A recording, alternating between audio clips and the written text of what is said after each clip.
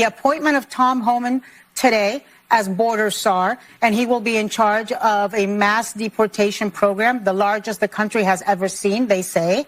And now Stephen Miller, as deputy chief of staff, should let you know that he was absolutely serious. And when you talk about mass deportations, people think, oh, it's just going to be the criminals.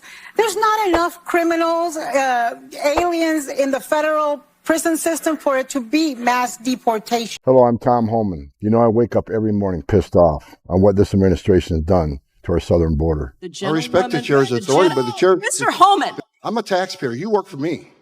I got a message to the millions of illegal aliens that Joe Biden's releasing our country in violation of federal law. You better start packing now.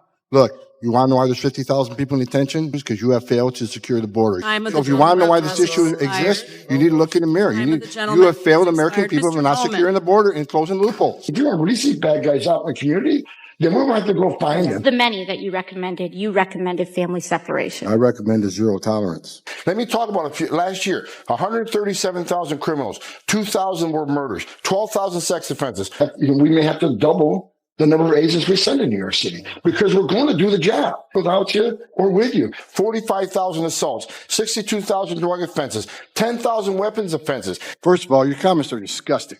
What I've been trying to do my 34 years serving my nation is to save lives. What is up, guys? TYSON DELACRUZ.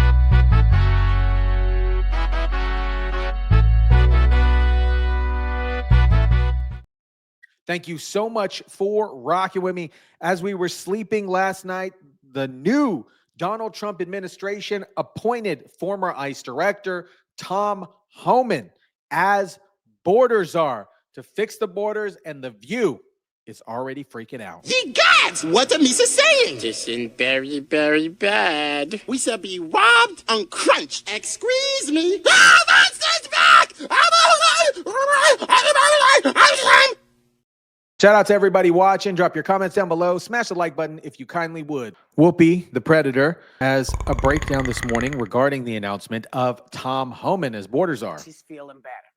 Now, the former head of ICE, Tom Homan, has just been picked as border czar for the upcoming administration, and he recently went on 60 Minutes to justify the price that migrants and Americans will pay for his plan. Take a look. We have seen one estimate that says it would cost $88 billion to deport 1 million people a year. I don't know if that's accurate or not. Is that what American taxpayers should expect? What price do you put on national security? Is that worth it? Is there a way to carry out mass deportation without separating families? Of course there's. Families can be deported together. I don't care what anybody's opinion is on illegal immigration. When you create a crisis this big, all these other bad things happen. That's why we have to secure the border. I don't care if you're a Republican, a Democrat, or independent. Border security is national security. So perhaps that means that they will go back to the plan that was that both the Republicans and the Democrats were going to do at the border and was stopped by you know who. So maybe that's in his mind, that there is something to do there. You realize, I mean, it's chilling what he just said. You realize that when he says, yes, families can be deported together, what he is saying is that U.S. citizens can be deported. What he is saying is... He's not saying that. Mr. Homan, your name is on this. Is this correct? Yes, I signed that memo. So you are the author of the family separation policy. I am not the author of this memo. You're not the author, but you signed the memo. Yes, a zero tolerance memo. So you provided the official recommendation to Secretary Nielsen on for the United States to pursue family separation. I gave Secretary Nielsen numerous recommendations on how to secure the border and save lives. But it says here that you gave her numerous options, but the recommendation was option 3, family separation. What I'm saying, this is not the only paper where we've given the Secretary numerous options to secure the border and save lives. And so the recommendation of the many that you recommended family separation. I recommend a zero tolerance. Which includes family separation. The same as is with every U.S. citizen parent gets arrested when they're with a child. Zero tolerance was interpreted as the policy that separated children from their If I get arrested for DUI and I have a young child in the car, I'm gonna be separated. When I was a police officer in New York and I arrested a father for domestic violence, I separated that father Mr. from his Homan, with family. all due respect, legal asylees are not charged with any crime. When you're into the country illegally, it's violation 8 United States Code 1325. Seeking asylum is legal. If you want to seek asylum, you go through the port of entry, do it the legal way. The Attorney General of the United States has made that clear. Okay. AOC didn't even know what to say there. She's inadequate in regards to even answer the question or know the laws. She went from a bartender to Congress. Well, first of all, I think Mr. Homan is the exact right choice, and I'm glad the president has moved on that so quickly because it was such a big part of his campaign. Number two, look, there's a whole bunch of people in this country that don't need to be here. In fact, there's, I think, 1.3 million people who've already received deportation orders from federal courts. They've already had due process. They need to leave. And so there's a good place to start. There's a whole other bunch of people who are here that we know have committed violent crimes, either where they were or since they've been here. They need to be sent away as well. So there are large numbers of people that need to be taken out of this country. And I think Mr. Homan is going to be the person who's most capable of getting that done. And for those who think that this is somehow unusual, it's not. Every administration deports people. Barack Obama deported all kinds of people, lots of people, in fact. And so it's something that the executive branch can and should do when due process has occurred or when we know there are people in the country who wish harm on American citizens. This should not be controversial. And in fact, in the campaign, it wasn't. Polling repeatedly showed that people supported Trump's viewpoint on this issue. Immigration and Customs Enforcement confirms that more than 13,000 illegal immigrants convicted of murder have been caught at the border and then released into the United States. The letter here tells the tale. Hello, I'm John Roberts in Washington. You believe this, Sandra? Which means they are here. And this is just an unbelievable development. I'm Sandra Smith in New York. Good to be with you, John. This is America Reports. Let's get right to Bill Malugin. He's got this news for us. He's live out of Douglas, Arizona right now, where Vice President Kamala Harris is set to visit later this afternoon. Bill, the details of this news, what do you have? Yeah, and Sandra, bear with me. We just got these numbers moments ago, but it's a jaw dropper to say the least. So to set the stage here, let me just explain what these numbers mean. ICE has something called a non-detained docket. Essentially what that is it means migrants who were encountered by DHS but are no longer in federal custody. So who's on this non-detained docket? It's illegal immigrants who were caught and released at the border, released with the court date years away. They're in immigration proceedings, combined with illegal immigrants who have already been ordered, deported from the country by a judge, but are still here roaming the country. So keep that in mind, this non-detained docket.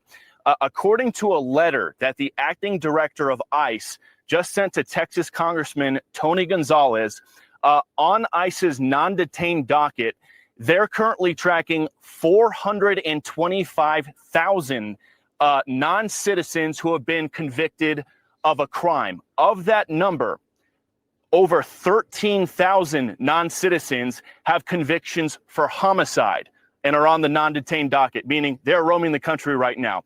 On top of that, there are another 15,811 non-citizens convicted of sexual assault who are roaming the country right now on ICE's non-detained docket. It doesn't stop there. Those are convictions. The ICE director also says there are currently just under 1,900 non-citizens on the non-detained docket who have pending homicide charges who are roaming the country, and another 4,250 non-citizens who have pending sexual assault charges who are roaming the country on the non-detained docket. So people's eyes might be glazing over right now with all the numbers we just threw at you. Just to put it in a nutshell right here, what we've learned from the acting ICE director via this letter to Congressman Tony Gonzalez is right now there are over 13,000 illegal aliens convicted of homicide who are roaming the United States right now. I got a message. As a guy who spent 34 years deporting illegal aliens, I got a message to the millions of illegal aliens that Joe Biden's releasing our country in violation of federal law. You better start packing now.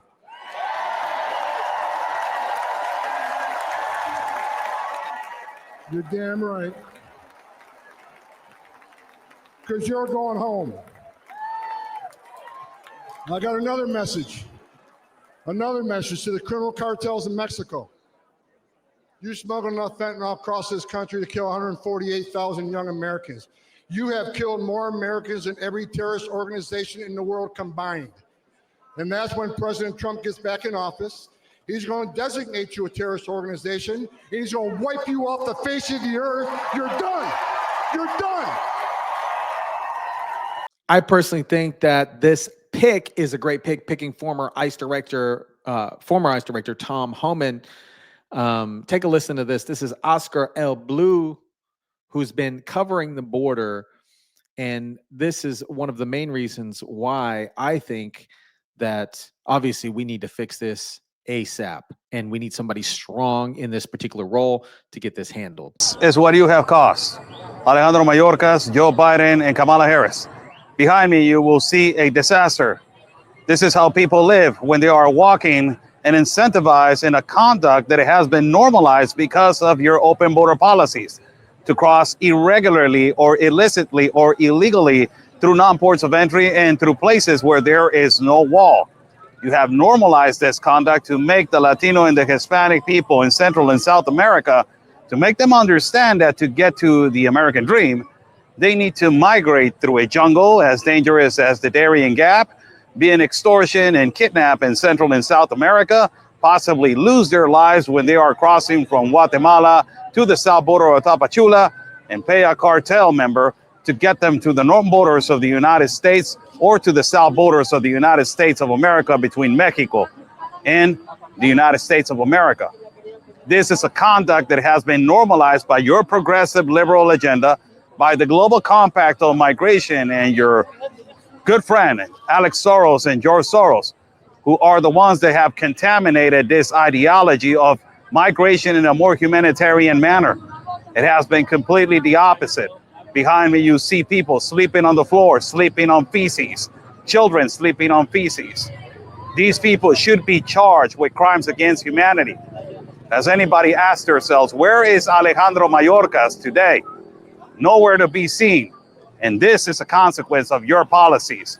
Alejandro Mayorkas needs to be prosecuted for crimes against humanity, and they need to be investigated for this that has been done on purpose, where a lot of people have died when you have good people coming, but you have bad people also arriving, like what is happening in Chicago and New York and also in Colorado. I'm Oscar Blue for Real America's Voice. Oh, just wait. Wait until the leftist bias media propaganda machine starts get to rolling on this thing. But yes, and it is something that is absolutely necessary when it comes to the safety and security of the United States of America. Trump saying, quote, there is nobody better at policing and controlling our borders.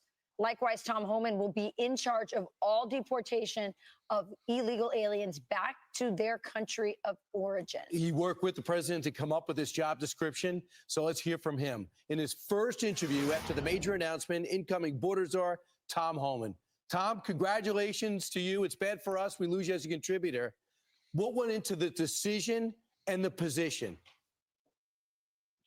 Well, look, I've been on this network 4 years complaining about what this administration did to this border. I've been yelling and screaming about it, telling them what they need to do to fix it. So when the president asked me, would you come back and fix it? Of course I have to. I'd be a hypocrite if I didn't. So look, I'm honored the president asked me to come back and help solve this national security crisis. So I'm looking forward to it. And look, I love Fox. I love the family there. But I think that the calling is clear. I got to go back and help because every morning I get up. Every morning I'm pissed off about what this administration did to the most secure border in my lifetime. Yep. So I'm going to go back and do what I can to fix it. So, Tom, let's talk about the job because you're not an amateur. You've been doing this for years. You're a beat cop. Also, you worked the border before, went over to ICE. You've done it all. What does the process look like? Because I think some people get the impression that you're shooting from your hip, but you know what you're doing here, right? I know exactly what I'm doing. And look, this is the second time I get out of retirement for this president. And because it matters. And look, I was a border patrol agent. I wore that uniform, and I'm proud that I wore that uniform. So And I was an ICE agent. I was the first ICE director that actually came up through the ranks. So the 20,000 men and women that worked for me, I didn't ask them to do anything. I do myself. I was one of them. So look, I know the border, and I know there's a lot of great patriots. Look, I shut my phone off Friday night because I couldn't handle the phone calls, the texts, and emails from thousands of ICE agents and Border Patrol agents excited about the rumor I'm coming back. But more importantly, that thousands of retired agents, retired Border Patrol agents, retired military that want to come in and volunteer to help this president secure the border and do this deportation operation. So I've been off the grid for 3 days just because I couldn't handle all the phone calls, and plus all the death threats rolling in. Wow. My family's not at home right now because that's starting. But that's something we're going to deal with. They're not going to bully me away. They're not going to shut me up. They're not going to make me go away. This is the biggest national security vulnerability this nation has seen since 9/11. We have to fix it. And it's one of the reasons Kamala Harris lost and Donald Trump won. So Tom, you just mentioned deportations. I know during the last Trump administration, when you were there, they did have the large-scale worksite, essentially raids, where they would go into a place and there would be hundreds of people who were in the country illegally. I know on 60 Minutes a couple of weeks ago, you said that those would continue under Donald Trump in the next administration. What do you have planned? Well, I know you don't want to give away the whole game book, but you do have deportations, mass workplace stuff planned, any other kind of category of deportations of interest? Look, as the president said on stage many times, which I agree with 100%, it's going to be the same it was during the first administration, which is just a hell of a lot more of them because 10 million people have entered this country illegally under the Biden administration, or they actually let into this country, even though it's violation of federal law, what they've been doing, the abuse of the parole authority. But look, I've been clear, President Trump's been clear. Public safety threats and national security threats will be the priority because they have to be. They pose the most danger to this country. So we're going to prioritize those groups, those who always have final orders, those that had due process at great taxpayer expense, and the federal judge says you must go home, and they didn't. They became a fugitive.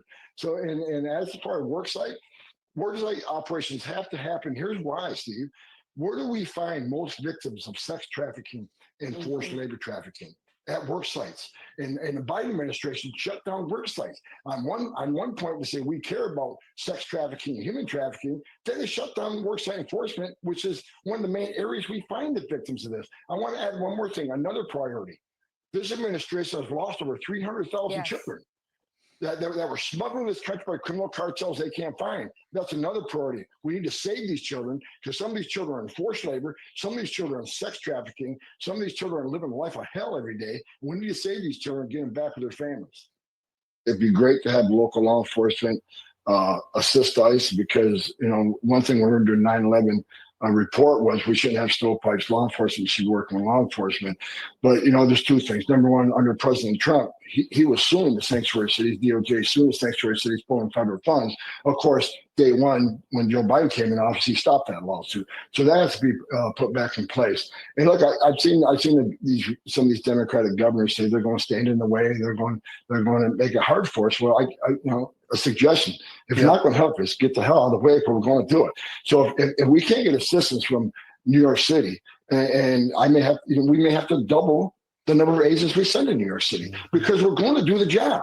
We're going to do the job without you or with you. But it's much easier to arrest a bad guy. Like I just said, we're concentrating on public safety threats of human and national security threats. Right. It's much easier to arrest a bad guy in the jail. Give us access to Rikers Island that we've been kicked out of. Let us get the bad guy in jail. It's safer for the alien. It's safer for the officer. It's safer for the community. But if you don't release these bad guys, out in the community, then we're going to have to go find them, which puts the officer at risk, puts the community at risk, and puts, and bottom line is, sanctuary cities are sanctuaries for criminals. And the left keeps saying, well, we want victims and witnesses of a crime to feel safe, come to the police department knowing we don't work for life. Let me make one thing clear. That's just a stone cold lie.